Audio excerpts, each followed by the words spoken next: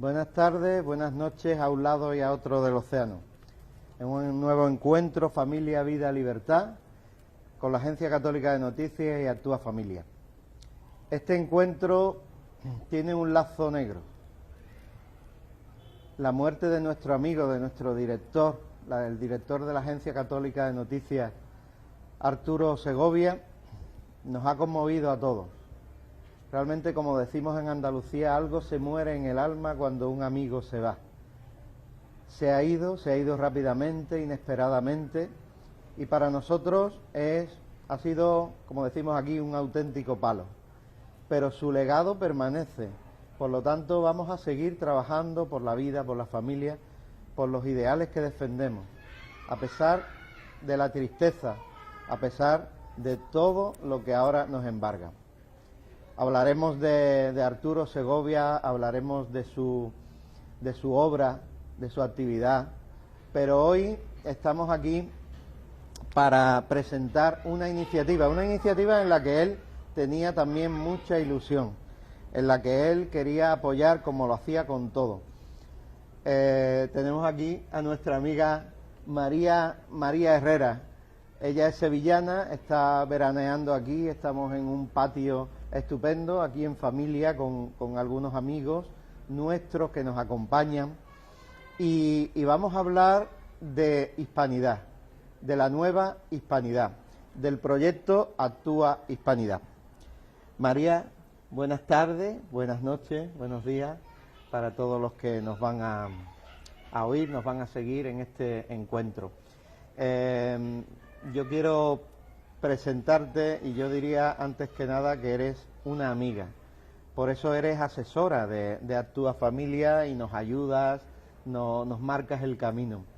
Decir a todos nuestros oyentes que María, bueno, es doctora en Derecho por la Universidad de Granada, ¿no es así? Es abogada en España y en Estados Unidos, en muchos estados de Estados Unidos. Y es también una gran comunicadora, muchos de vosotros la conoceréis porque está con muchos vivos en estado de alarma, televisión en España, y bueno, en muchas plataformas de comunicadores a un lado y a otro del océano. Yo admiro su capacidad de trabajo, de incidencia, de análisis, y bueno, simplemente hoy te tenemos aquí. Y háblanos de lo que tú quieras. Yo quisiera empezar, para que nuestros oyentes se pongan en situación, ¿cómo ves tú la situación ahora mismo mundial, la situación o continental, ¿no? Más bien desde la atalaya en la que tú puedes hablarnos, como es tu despacho de abogada de inmigración allí en Miami. ¿Cómo ves tú los valores? ¿Cómo se están viviendo? ¿Cuál es la situación de Estados Unidos? ¿Cuál es la situación de Hispanoamérica? ¿Cuál es la situación a este lado del Atlántico? ¿Qué nos quieres decir? Bueno, en primer lugar, darte las gracias, Pedro, por organizar este encuentro de Familia, Vida y Libertad. Finalmente nos conocemos. Y desde aquí, bueno, mi más sentido pésame a la familia de Arturo. La verdad que ha sido una gran pérdida, una persona que nos ha ayudado tanto en los encuentros que hemos hecho, también organizado alrededor para proteger y defender la hispanidad. Hemos hecho como 4 encuentros en los que hemos invitado a hermanos venezolanos, a cubanos, peruanos, en fin, a todos aquellos que están siendo perseguidos, ¿no?, en sus países por defender esos valores de los que hoy vamos a hablar. Y daros las gracias a vosotros por asistir. La verdad que regresar a España siempre es para mí un orgullo, y estar cerca de la madre patria y del país que me vio nacer, y que realmente es el país que siempre uno lleva en su corazón, ¿no? La realidad en Estados Unidos y la realidad en Hispanoamérica es que ahora mismo vivimos unos tiempos muy convulsos, en el que yo creo que es súper importante que lancemos este tipo de proyectos para recordarles al mundo hispano de dónde venimos, qué nos une y los retos a los que nos tenemos que enfrentar. Como abogada, como tú has dicho, en Estados Unidos, con experiencia en más en muchos estados, pero sobre todo con 12 años de vivencia en Estados Unidos, puedo decir que hay una necesidad de crear un foro de nueva hispanidad, hay una necesidad de ayudarnos entre los hispanos, entre los españoles, entre los iberoamericanos, porque los retos que nos enfrentamos son comunes, es decir, el avance del marxismo cultural, del comunismo, del crimen organizado, pues es algo que realmente se presenta como retos comunes que nos hacen que tengamos que recordar que de verdad es importante que nos unamos porque, por ejemplo, los puntos comunes que yo creo que deberían conformar la nueva hispanidad, definitivamente defender nuestra historia común. El año pasado, Pedro, tú sabes que nos enfrentamos a los ataques contra el derrumbe de las estatuas de Cristóbal Colón, Fray Junípero Serra, Juan Ponce de León. Ahí nos dimos cuenta que no éramos solo los españoles los que nos sentíamos atacados, sino que peruanos, colombianos, puertorriqueños, venezolanos vinieron a defender el legado español en Estados Unidos. La defensa del español como lengua común, la lucha contra el indigenismo, el feminismo, el globalismo y, por supuesto, digamos que la defensa del cristianismo, ¿no? Yo creo que esos serían los pilares fundamentales.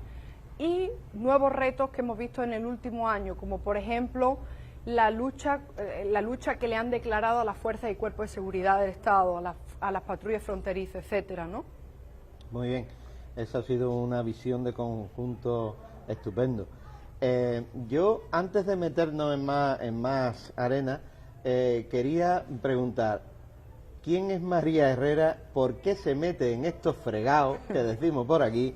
¿Por qué, pudiendo estar tan tranquila en tu despacho, con tanto trabajo como tienes, en fin, con tu familia, etcétera, por qué te metes en todo esto? ¿Qué hay en ti que te ha hecho dar el paso? Bueno, yo creo que nos encontramos en un momento importantísimo en el que en Estados Unidos concretamente se quiere acabar con el legado español. Hay además un desconocimiento por parte de la sociedad, de la sociedad española, de la sociedad hispanoamericana, de lo que supuso la conquista, el descubrimiento y la conquista de Hispanoamérica. Hay además una intención por acabar con la familia, con el cristianismo a nivel global. Y yo creo que o luchamos y empezamos a despertar conciencias, o vamos a ver que en un abrir y cerrar de ojos vamos a encontrar un país, por ejemplo, como Estados Unidos, o un continente como Hispanoamérica, en el que no vamos a reconocer lo que ha pasado. Están pasando como una locomotora, y yo creo que es importantísimo que no importa la persecución que llegue en contra nuestra, tenemos que defender lo nuestro. Cuando uno visita Estados Unidos y visita Florida, visita Texas, Nuevo México, Arizona, California, cuando llega, estás llegando a España. Y esto es difícil de entender para muchos hispanoamericanos y españoles que no han vivido en Estados Unidos.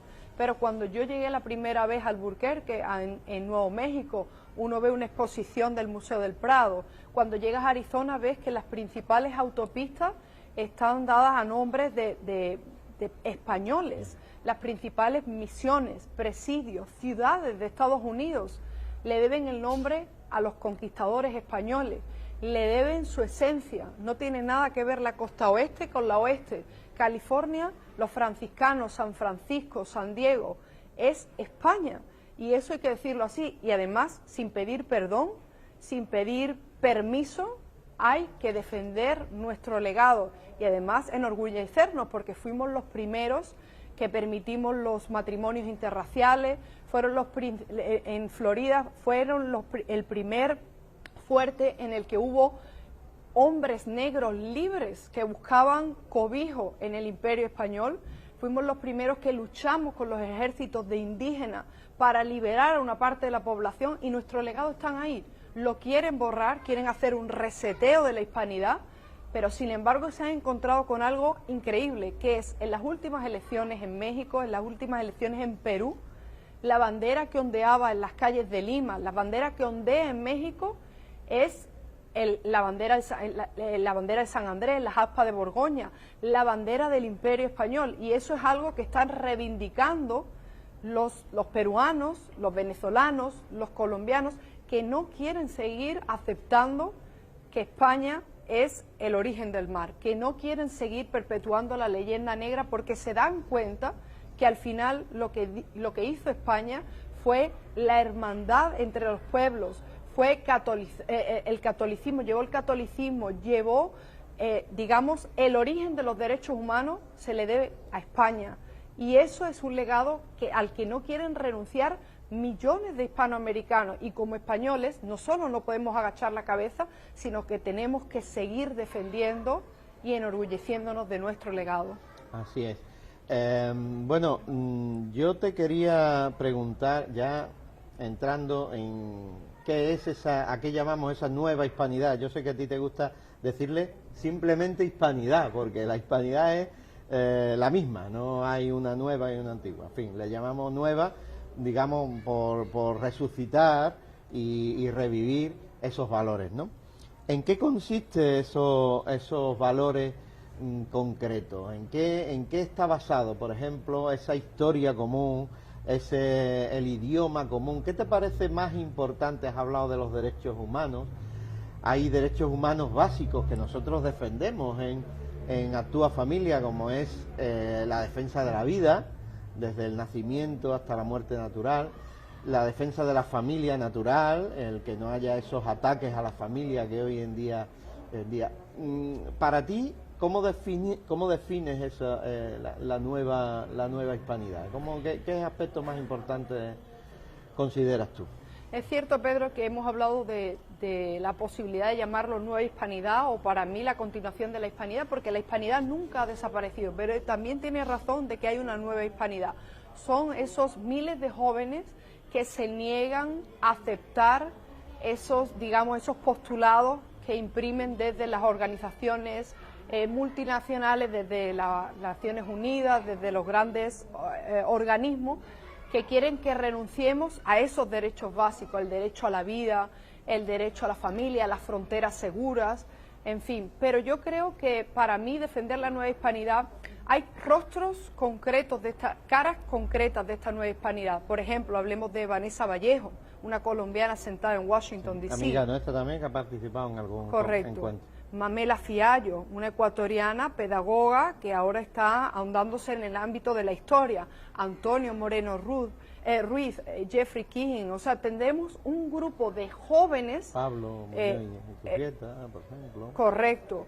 Tenemos un grupo de jóvenes que están poniéndose al frente de la nueva hispanidad y recordándole a otros cientos de miles de jóvenes que no tienen que entregarse al comunismo, que no tienen que entregarse al globalismo, que hay un legado imborrable que hizo que Hispanoamérica fuese los territorios más ricos del mundo, que países como Cuba, el Virreinato de Perú, fuesen incluso más ricos que la propia península, que la propia España. ¿Cuáles son esos valores que ponemos ahora mismo en alza? Pues, en primer lugar, tenemos que defender, y todos defendemos, el español como el idioma que nos une, es decir, somos capaces de escribir y que nos lean millones de personas, porque el español es el segundo idioma más hablado del mundo. 500 millones de hispanohablantes defienden nuestra lengua, mientras en España se le atacan, hay personas que lo defienden y se enfrentan a otros retos, como es el indigenismo, que nada más que es, el indigenismo es otra política identitaria de izquierda que quiere dividir a la hispanidad, que quiere decirte que el indígena era el pueblo originario. ¿De dónde venían esos indígenas? Venían en muchos casos de Rusia. ¿Qué hacían estos indígenas entre ellos? Muchos de ellos se aniquilaban los unos a los otros. Sin embargo, cuando España llega, España permite el matrimonio, abraza la hermandad, comparte todo, o sea, crea virreinatos, crea estructuras, abre la religión católica a todo el mundo. Es más, en fin, había soldados que eran indígenas, catedráticos que ya en los 1500 eran negros que eran catedráticos de la Universidad de Granada, mientras que en Estados Unidos hasta en 1700, más del 1700. Y en 1900. Y en 1900 no se permitía ni siquiera a los negros estudiar en escuelas de blanco.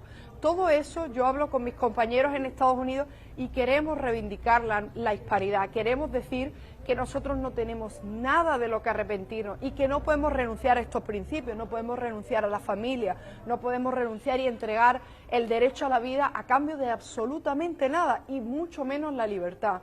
En un año de pandemia con el que vivimos no podemos seguir renunciando a nuestros derechos. Exactamente, en un año de pandemia que muchos poderes fácticos se han aprovechado para infiltrar sus propias ideas, su adoctrinamiento, sus esquemas ideológicos y avanzar en un feminismo radical sin sentido, avanzar en la ideología pro muerte, beneficiar todo eso, ¿no? Y de género también. Yo te quería también ir el diálogo por los temas que tenemos más recientes en los países que tú has hablado con venezolanos, has hablado con ecuatorianos, con peruanos y con cubanos. Si quieres empezamos por Cuba. ¿Cómo qué pálpito sientes tú ahora mismo de cómo están los cubanos? ¿Nos hemos olvidado ya de lo que ha pasado? Nárranos un poco cómo ha sido todo eso en Cuba. Bueno, yo resido en Miami, que es la ciudad del exilio cubano por excelencia. Miami durante los últimos 60 años ha visto y ha acogido a cientos de miles de cubanos que no tienen el derecho a la vida, el derecho a la libertad, el derecho a nada, absolutamente nada. El que visita la isla de Cuba es difícil que muchas personas entiendan lo que ocurre en Cuba si no han ido a ver lo que se vive en esa isla. En el 2017 yo fui invitada por una universidad, la Universidad Pinar del Río, a dar una conferencia paradójicamente de derecho mercantil, derecho de protección del consumidor. Y cuando uno ve allí lo que sufre el pueblo cubano y de lo que es capaz el pueblo cubano de hacer cuando vive en libertad, son un pueblo que han sido capaces de levantar Miami, una de las ciudades más prestigiosas y más avanzadas de todo Estados Unidos. Es un pueblo trabajador, es un pueblo que ama a España. Entonces, que el resto del mundo abandone a Cuba o que dé por muerta a una isla que era, como digo yo, más rica incluso de España, que es una isla acogedora, que son nuestros hermanos cubanos, es una lástima. Estados Unidos, ahora mismo con esta administración, no tiene mucho interés en, digamos, llevar la libertad plena a Cuba. ¿Por qué? Porque eso supondría que perdería en primer lugar, digamos, el discurso que es de que no se le tiene que seguir metiendo presión a la dictadura cubana. Sin embargo, esto hay que desmentirlo. En Cuba no hay ningún bloqueo, en Cuba hay un embargo por razones humanitarias, no se puede negociar con personas que meten en las cárceles a miles de personas simplemente por pensar diferente. En España me parece lamentable que no apoyemos sin ningún tipo de dudas al pueblo cubano. Entonces ahora mismo con Afganistán yo creo que Cuba ha pasado ya a un segundo plano, pero nunca hay que abandonar esa lucha porque realmente como mínimo se merecen el derecho a vivir en libertad, a tener internet, a poder denunciar las violaciones de derechos humanos y el pueblo español debería estar sin ningún tipo de reparos con Cuba, independientemente de lo que nuestros políticos opinan o hagan. Eso te iba a decir, que es un poco bochornoso para los españoles la actitud que han tenido ciertos políticos, ¿no crees? Sobre todo el gobierno de España, ¿no? O sea, yo que soy invitada en algunos programas en Estados Unidos, pues no salgo de mi asombro cuando veo a la ministra de Industria pasearse por Estados Unidos y decir que, bueno, que ella viene a representar los derechos de los empresarios españoles. Pero yo me pregunto, ¿esos empresarios españoles llegaron allí sabiendo que había una dictadura? ¿Se han beneficiado? ¿Han obtenido millones de euros gracias al sufrimiento que ocurre en la isla? Entonces para mí eso es despreciable y no hay defensa alguna. O sea, en estos momentos hay que apoyar incondicionalmente al pueblo cubano y no puede ser que España se caiga de la lista de países que denuncian a la dictadura cubana. Es una dictadura y no hay nada más que decir, es una tiranía y hay que denunciarla. También estás en contacto, conocemos también mutuamente a venezolanos. Para nosotros ha sido sangrante lo que ha pasado al pueblo de Venezuela y también Perú. Bueno, coméntanos unas pinceladas de cada uno de estos dos países. Venezuela estuvo en el ojo del huracán y fue muy apoyada, muy respaldada por la anterior administración de Donald Trump. De hecho, se reconocía a Juan Guaidó como presidente legítimo de Venezuela. El problema es la corrupción. En Venezuela la oposición ha recibido millones de dólares para, en primer lugar, llevar la ayuda humanitaria al pueblo venezolano. Ese dinero se ha perdido en gran parte. Lo que vimos en Cúcuta, en la frontera entre Venezuela y Colombia, fue algo que nadie entiende. Solo puedes entender que la oposición pactó con el régimen usurpador y pactó con ciertos operadores que le dijeron que tenía que bajar el volumen, que no podían seguir permitiendo que el pueblo de Venezuela se levantase, y vemos un pueblo desnutrido, un pueblo además en el que impera la violencia, y por desgracia Venezuela no ha pasado a un segundo plano, ha pasado al último plano de nuevo. Los diálogos que se están manteniendo en México son nefastos, o sea, llaman por la cuarta ronda de negociaciones entre el régimen usurpador de Nicolás Maduro y la falsa oposición, porque hay que llamarla como es. O sea, no se puede negociar con tiranos. La única solución es pedir cuándo y cómo van a salir del poder. Mientras haya miles de personas torturadas, mientras los jóvenes se les dispare por ir a manifestaciones en las calles. Yo soy abogada de inmigración y defiendo a muchísimos venezolanos que vienen diciéndote cómo las fuerzas y cuerpos de seguridad van a matarlos a las universidades.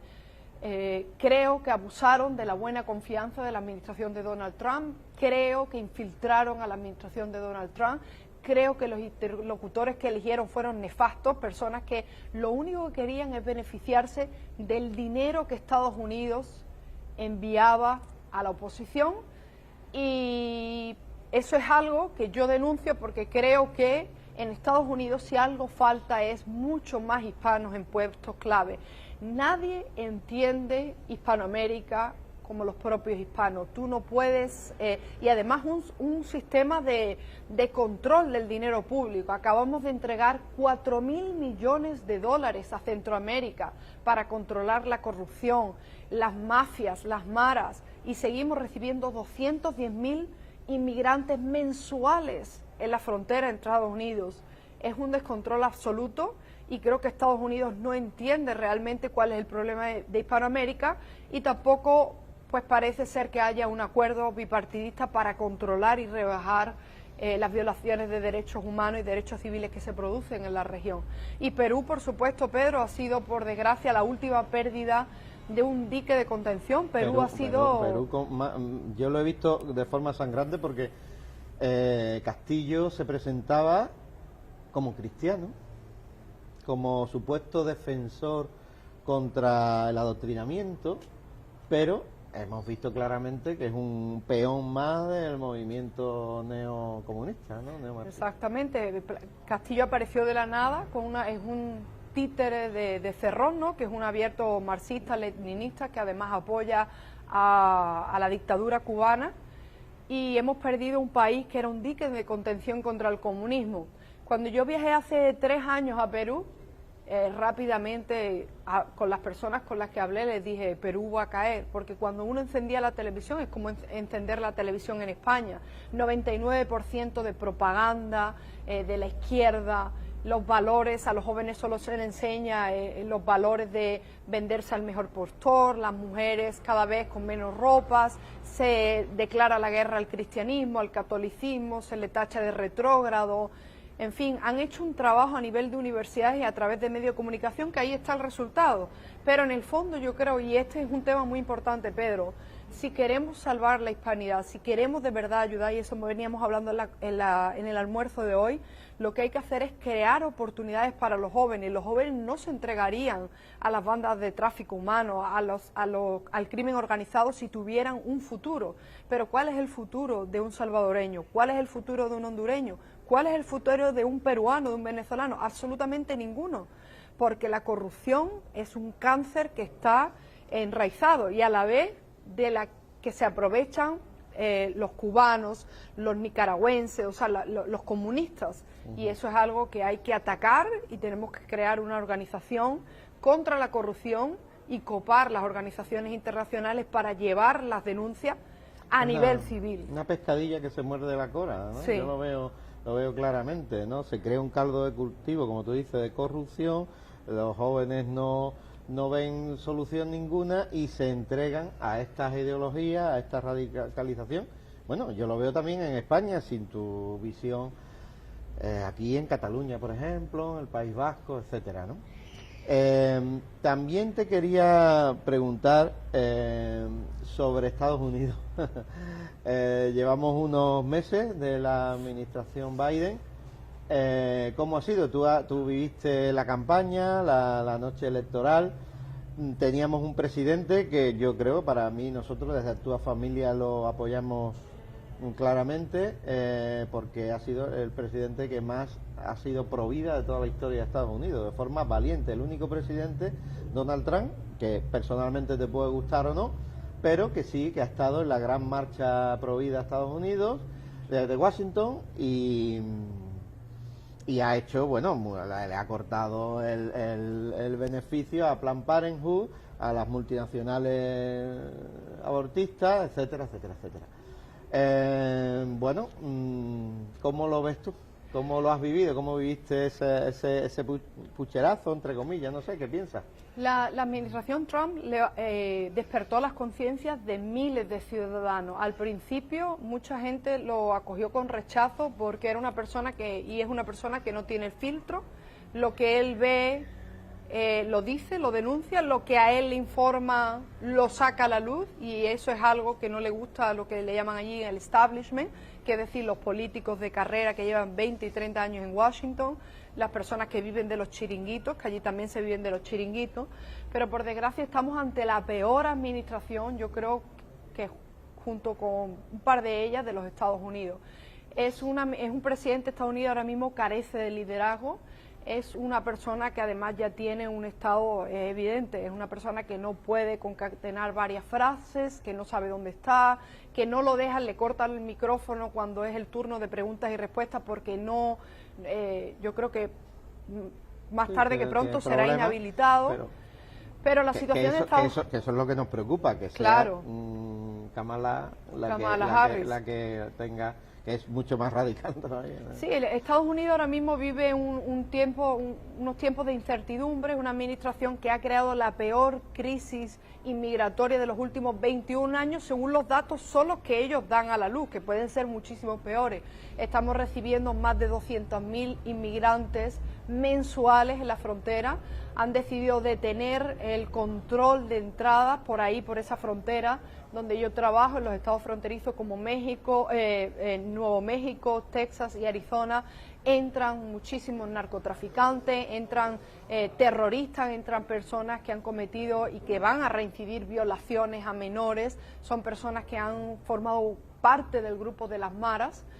Y es muy peligroso. En Afganistán ya hemos visto el desastre que ha llevado a cabo, cuando las personas dicen, bueno, pero es que Donald Trump también se comprometió a retirar las tropas. Sí, pero había un acuerdo de no agresión, un acuerdo de una transición y un pacto de que si invadían o violaban esas normas se le iba a atacar y no iban a salir los soldados estadounidenses.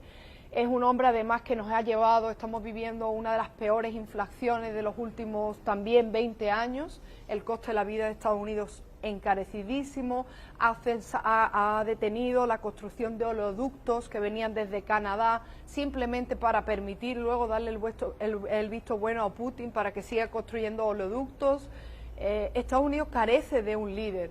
En el 2022 tenemos elecciones a medio término que se llaman, en el que yo creo que los conservadores van a recuperar el control por lo menos del Congreso, del Senado, y a nivel regional, gracias a Dios, yo vivo en un estado como es Florida. En Estados Unidos tenemos dos estados ahora mismo eminentemente conservadores, Florida y Texas, y es fundamental porque son los estados en los que vives con mayor libertad y respeto de los derechos civiles, y es muy preocupante porque si cae Estados Unidos, tengan por seguro que van a caer otros países. Pero lo más lamentable en y al hilo de lo que tú estás defendiendo es que esta administración no solo está financiando, por ejemplo, el aborto en Estados Unidos y potenciando organizaciones como Planned Parenthood, está retirándose de políticas como Mexico City y está financiando el aborto y presupuestando para que... Explica eso de México. Exactamente, son políticas en el que anteriormente había un pacto, sobre todo con Donald Trump, de no financiar el aborto en ningún otro país. Sin embargo, ahora con este presidente se están enviando millones de dólares a países que se oponen al aborto, que defienden el derecho a la vida, como El Salvador, la República Dominicana, Honduras, Guatemala, Colombia. Ellos lo que hacen es que a través del Departamento de Estado, el Ministerio de Asuntos Exteriores y sus embajadores y sus organizaciones, sus ONG, que las montan en estos países, empiezan a dotar presupuestariamente de millones para cambiar todo lo que es la estructura de los países y fomentar el derecho al aborto, las políticas LGTBI, a pesar de que el pueblo mayoritariamente ha votado en contra de esas políticas. Por lo tanto, es una forma de influenciar negativamente y de romper con Hispanoamérica. Exactamente. Yo te quería preguntar, para dejar alguna pregunta del público, ¿qué se puede hacer ante todo esto? Hemos planteado la iniciativa Actúa Hispanidad, que bueno, trataremos de plantear iniciativas, trataremos de plantear campañas, haremos concienciación de la opinión pública a través de vídeos, de temas, no solamente históricos, que sí que es importante la historia, recuperar la historia, situarnos en la verdad, ¿no? Ninguna batalla se ha ganado con falsedades, con triconear, sino con la verdad. La verdad se impone por sí sola, ¿no? Y tenemos que estar orgullosos de nuestra historia. Yo vengo de Toledo y bueno, y ahí es el corazón de España, ¿no? Yo me he quedado sobrecogido.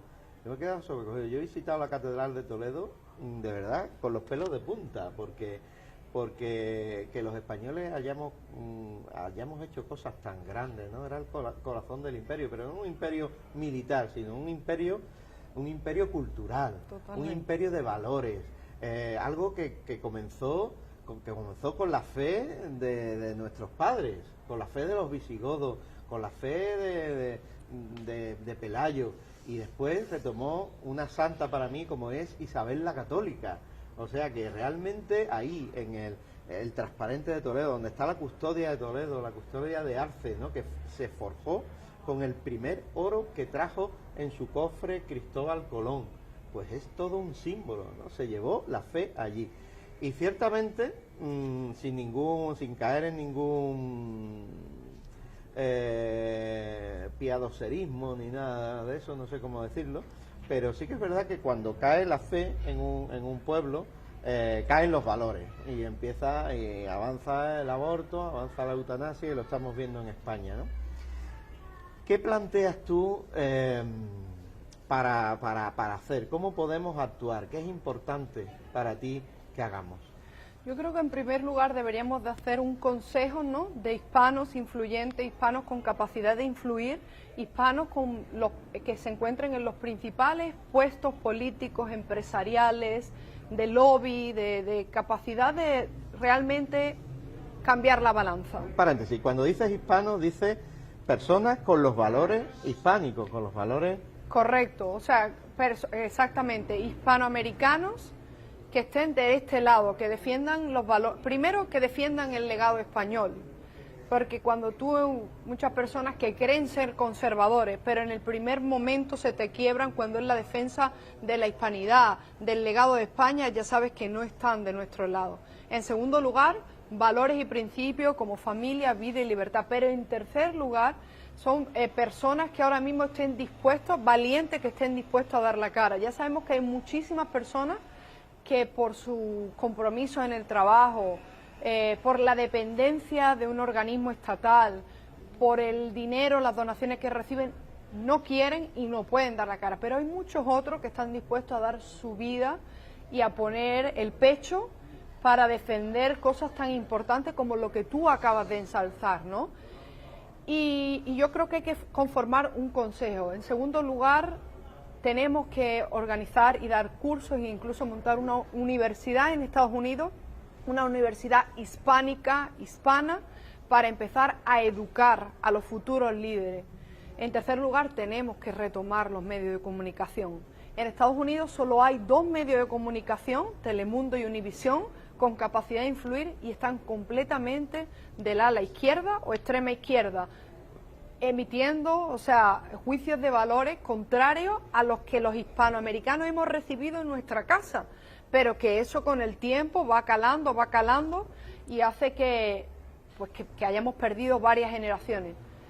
Y en última instancia necesitamos más políticos que escuchen lo que está diciendo el pueblo, lo que quiere el pueblo, no lo que a ellos les interesa, no llenarse el bolsillo. Y yo creo que con esos, por lo menos sembrar en esos aspectos. Y en último punto, para mí fundamental, y sobre todo al hilo de la visita que hemos hecho hoy, tenemos que convertirnos en defensores de nuestras fuerzas armadas, fuerzas de seguridad, nuestros ejércitos. Tenemos que devolver la moral a nuestros militares, a nuestras policías, porque están hundidos. Jamás se había visto en Estados Unidos lo que se vio el año pasado. La policía arrodillada, la policía atacada, la policía contra la pared. Y quien dice Estados Unidos, dice España, y tenemos que recuperar el respeto. Si no lo hacemos, como tú dices, desde el punto de vista de, o sea, yendo con la religión por el frente, hay que encontrar otro camino y que la gente vuelva a donde empezó todo, como tú dices, a esa capacidad de evangelizar, de creer los unos con los otros y en ese mestizaje cultural y es lo más importante. Ajá. Bueno, no sé si ya podemos hacer alguna pregunta que yo repetiré para que se oiga bien en la... Bueno, antes que nada, muchísimas gracias a María por su interesantísima exposición, interesantísima que se queda corta en el tiempo. Bueno, muchas cuestiones se me vienen a la cabeza, pero alguna curiosidad en particular. La cuestión de la eutanasia, ¿cómo está regulada a nivel nacional o en cada estado federado en Estados Unidos? Eso por un lado. La eutanasia sí hay posibilidad. Sí, no sé si repito yo la pregunta. Sí, nos preguntan sobre la eutanasia, ¿cómo está regulada en Estados Unidos? Perfecto. Bueno, en Estados Unidos el gobierno federal tiene los poderes muy limitados. Es decir, en la mayoría de temas importantes en Estados Unidos, los estados son los que tienen la capacidad de regular. De hecho, el gobierno actual viola la separación de poderes y viola lo que se llama así la supremacía, ¿no? La cláusula de supremacía, porque intenta gobernar para todos los estados y esto se resiste. Es decir, que a nivel estatal es exactamente donde los estados pelean estas cuestiones y regulan estas cuestiones. Entonces, cada estado es un mundo. Florida no tiene nada que ver con Alabama, a pesar que sean vecinos, ni Texas con Oklahoma, y hay estados muy liberales y estados que hemos perdido completamente. Por ejemplo, el estado de Nueva York, completamente tomado del lado de la izquierda, de la extrema izquierda, del comunismo, California. Entonces, cuando uno va a mirar cualquier competencia que no sea las fronteras seguras, los impuestos y las relaciones exteriores, y todo lo demás le corresponde a los estados regular. Y si vamos a mirar ejemplos de estados más conservadores ahora mismo que están resistiéndose al tema de la eutanasia, al aborto y a todas estas medidas extremas también en materia de LGTBI, podríamos mirar estados como Oklahoma, Alabama, Ohio, que luchan porque ese tipo de política no pasen. Entonces siempre uno tiene que ir mirando por los estados y a nivel del Congreso y el Senado estatal. Después también en Estados Unidos es muy importante entender también que a nivel judicial, tú que eres también abogado, a diferencia de lo que pasa aquí, que aquí tenemos el Tribunal Supremo que sí sienta sentencia, sienta precedente, pero allí tenemos los distritos federales en los que un juez en Georgia, si hay un distrito federal que es Georgia, Alabama y Florida, lo que diga un juez de distrito federal en Georgia también afecta y es vinculante a Florida. Pues, en definitiva, lo que te quiero venir a decir con esto es que hay un conflicto constante porque el Poder Judicial o el sistema judicial de Estados Unidos a veces incluso avanza mucho más rápido, le pisa el pie al legislativo. Entonces nos podemos llevar sorpresas y hay una constante fricción entre ambos poderes y además, y esto también lo venía hablando con Pedro, es increíble la capacidad de movilizar el ciudadano estadounidense que tiene, porque los congresistas, los senadores se deben completamente al pueblo, entonces el congresista, el senador tiene la obligación de darte una cita, tiene la obligación de asistir a una cita contigo en su despacho, tiene que responder, hay una transparencia absoluta y las organizaciones civiles están muy bien organizadas. Entonces, dependiendo del estado, vas a ver que eso es más posible o menos posible, pero en estados como Texas y estados como Florida son los grandes diques de contención contra las políticas progresistas. Eso último que has dicho es interesante, a ver si nuestro sistema, nuestros partidos políticos van tomando nota y a lo mejor, bueno, una cosa que yo personalmente siempre he defendido, que sea un sistema electivo, directo, ¿no? Que sea por lo menos una parte más directa, ¿no? De que nosotros elijamos a nuestros representantes y si de un partido me gusta porque defiende los valores, pero el segundo no, pues voto al primero y el segundo lo voto de otro perfil. Exacto, es que allí son listas abiertas, no son listas exactamente, cerradas. Listas abiertas, bueno. Pues muy bien, ¿alguna pregunta más? Pablo, adelante. En uno de los vivos que habíais precisamente sobre hispanidad, Jeffrey había planteado el libre comercio entre los países hispanos como medio de intercomunicación y de eliminación de barreras. Eso por una parte. Nos pregunta Pablo sobre el libre comercio, que fue una idea que lanzó Jeffrey Keehan en uno de los vivos. El libre comercio en la zona hispanoamericana, en la región hispanoamericana. Sí. ¿Y algo más? ¿O dejamos eso y seguimos después? Es cierto que ha habido varios intentos y varios acuerdos, ¿no? Sobre todo en los países andinos, de llegar a estos acuerdos de libre comercio. La realidad es que a fecha de hoy todavía hay muchos obstáculos y que algo muy temido por muchos hispanoamericanos, sobre todo conservadores, es que el presidente de México, Andrés Manuel López Obrador, ha propuesto precisamente la creación de un espacio parecido a la Unión Europea, pero en Hispanoamérica, para fortalecer los lazos, pero por supuesto la idea de Andrés Manuel López Obrador no es precisamente crear este espacio para que haya más y mejor libre comercio entre los países de Iberoamérica, sino para avanzar en políticas progresistas, para unir todavía más al Foro de Sao Paulo y de Puebla, ¿no? Y es preocupante, pero yo sí creo, de hecho Jeffrey Keehan fue candidato al Parlamento andino, él es peruano estadounidense, y él debería de tener varias propuestas por escrito que debería de compartir con nosotros, que le invitamos, porque sería muy interesante. Y por supuesto, como dice también el historiador Antonio Moreno Ruiz, se tiene que crear una alianza también entre Hispanoamérica, España, o sea, la Europa mediterránea, ¿no? Porque lo que vemos a día de hoy es que los chinos ya son los principales financieros de todo el continente, que están penetrando, que en países como Venezuela, Nicaragua, México, está entrando ya el islamismo, en Perú, y que países como Venezuela están a la venta y entonces están entrando los iraníes, y que cuando menos nos demos cuenta, pues ahí va a ser un problema también para Estados Unidos, lo cual es lamentable porque Estados Unidos no se ha preocupado, no ha mostrado ningún interés por la región iberoamericana, excepto cuando le está metiendo la presión que le está metiendo China e Irán, y el islamismo está entrando en la región.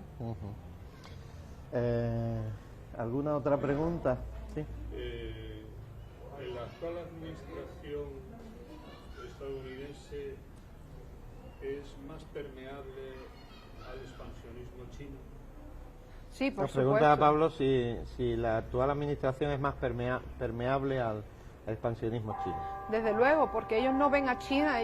Joe Biden ha dicho que China no es un enemigo, es un competidor. Esa declaración habla por sí misma. Donald Trump sí establecía que China era un enemigo, y es un enemigo porque persigue al disidente, porque está gobernado por un partido comunista, es un país violador de derechos humanos. Ahí tiene a la minoría de uigures, los musulmanes, los tiene en campos de concentración, y por desgracia en Estados Unidos está completamente infiltrada por los espías chinos, pero no solo por los espías chinos, sino por los cubanos, los venezolanos. Y en este momento, que es lo que la gente no se da cuenta, las personas piensan que políticas de fronteras abiertas son humanitarias para ayudar a todos aquellos que quieran entrar y vienen huyendo de estos regímenes, pero por esa misma frontera es por donde entran los grandes enemigos de Estados Unidos, por donde entran los chinos, digamos las mafias de tráfico humano, las personas que ejercen el crimen organizado.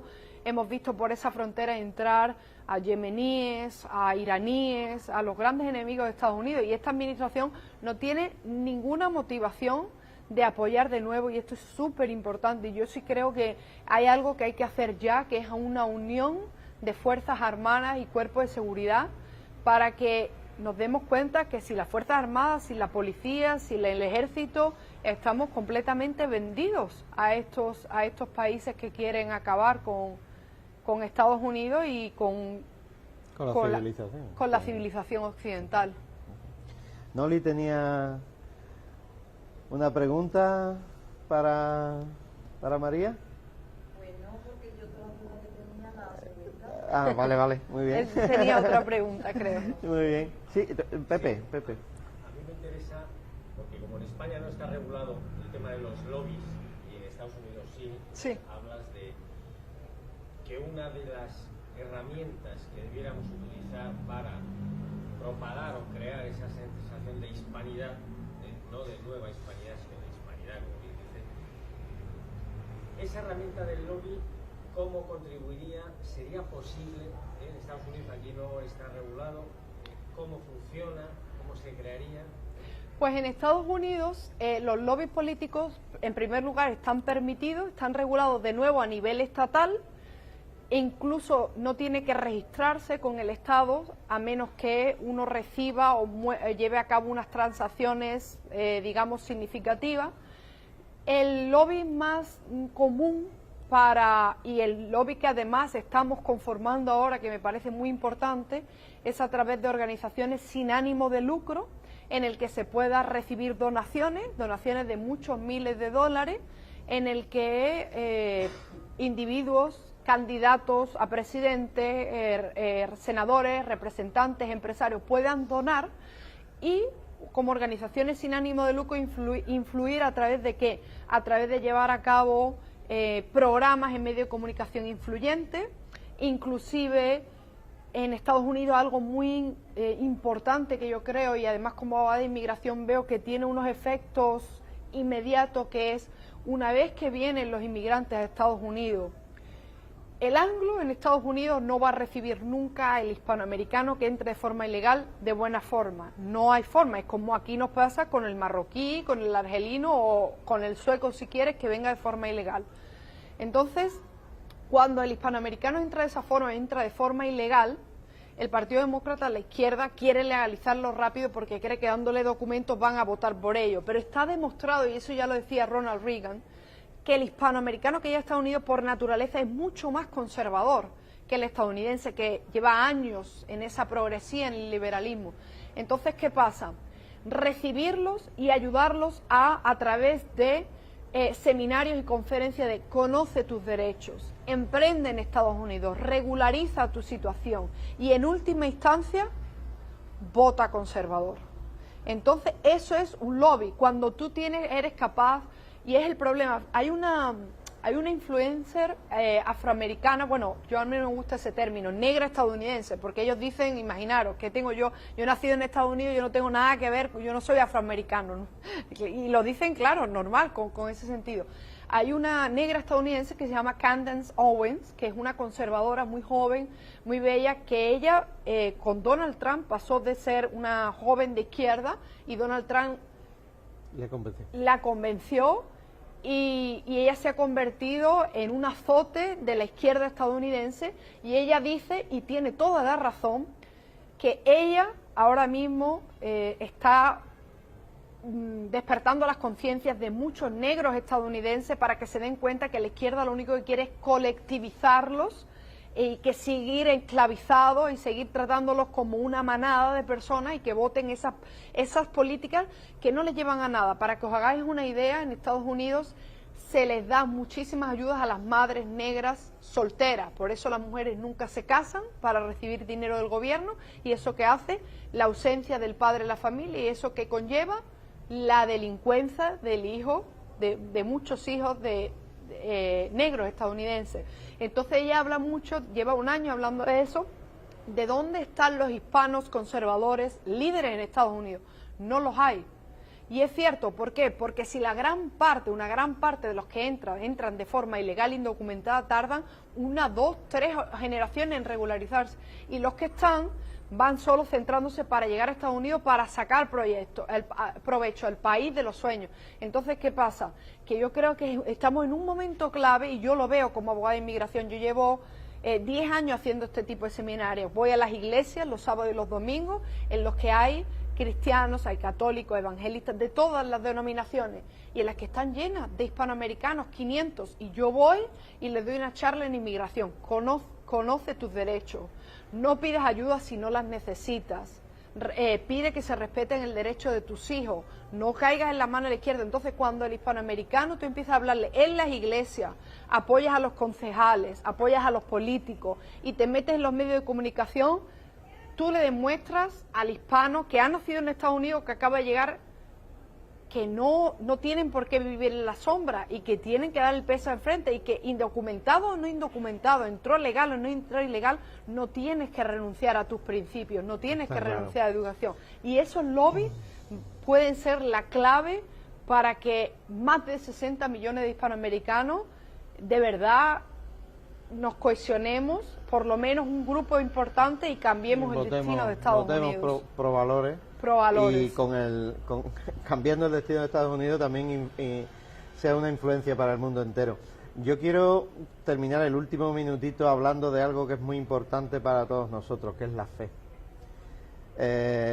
Yo sé que también es importante para ti, para muchos de todos nosotros. Actúa Familia se basa en los principios del humanismo cristiano. Realmente, agarrar, hemos dicho, los países que van perdiendo la fe pierden los valores, ¿no? ¿En qué medida, el último minutito, la fe es importante para esta hispanidad que resucita? Es importantísimo. Para este futuro que queremos. Es importantísimo, Pedro. Yo estaba investigando un poco los datos para que os hagáis una idea del número de católicos conservadores, por ejemplo, que vota conservador en los Estados Unidos, y dentro de los países hispanoamericanos, los países que tienen más fe, que profesan más la fe y que son más católicos. En la lista top están México, Perú, Colombia, y esos son los países a los que quieren atacar y más infiltrar. Yo creo que es fundamental, por eso yo te decía la importancia de cuando llega el inmigrante a Estados Unidos, cuando llega el hispanoamericano, a donde hay que ir es a las iglesias, porque ellos abandonan muchas actividades en las que hacían en sus países, renuncian a muchas actividades, muchas tradiciones precisamente porque entran de forma errada, pero lo que jamás renuncia, inclusive en tiempos de Donald Trump, donde Donald Trump dijo, si usted entra ilegal lo vamos a deportar, lo que nunca dejaron de asistir fue a las iglesias. ¿Por qué? Porque a los hispanos los mueve la fe, porque son personas que han crecido y que necesitan creer y no quieren renunciar a eso. Entonces yo creo que a través de la hispanidad, de la cristiandad, y recordarle a las personas, como tú dices, que en lo que ellos creen y que no tengan miedo de defenderlo, es como podemos recuperar la hispanidad. Así es. Muchas gracias, María. Te tendremos muchas veces este año, si Dios quiere. Muchas gracias a todos los que nos han acompañado. Es un placer tenerte con nosotros y que termines muy bien tus vacaciones por aquí, por Cádiz. Cádiz siempre en unión con Hispanoamérica, como debe ser. Muchísimas gracias, Pedro. Gracias.